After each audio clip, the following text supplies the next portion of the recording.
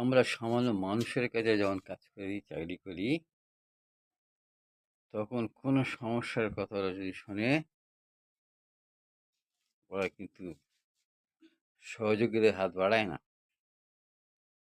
আর যদি এরপরেও যদি আপনি ওই অফিসে বা যে কোনো বেসরকারি কাজে যদি অ্যাবসেন্ট থাকেন, তো আপনার মাইনে বেতন কেটে নেওয়া হয়। আর আপনাকে কথা শোনানো হয়। আর আমার আল্লাহ, আমার প্রভু কোনো দিনের জন্য একটাবার আমাদেরকে শাস্তি দেননি। শুধু বলেছে, নামাজ পড়ো, সত্য কথা বলো, হালাল পথে চলো। কোন দিকে রেগেছেন? ওই লোকটা ওই নামাজ পড়ে না, ওকে অক্সিজেন দেবো না বলেছে? ও ওকে বাতাস দেবো না, ওকে খাদ্য দেবো না বলেছে? আল্লাহ বলেননি।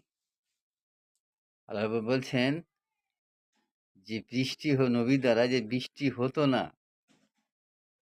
খাওয়া দিতাম না, যদি না শিশু, বৃদ্ধ আর পাখি থাকতো। তাই বন্ধু, শুকরিয়া আদায় করুন, নামাজ পড়ুন, স্ত্রীকে ভালো রাখুন, স্ত্রীকে ভালোবাসুন।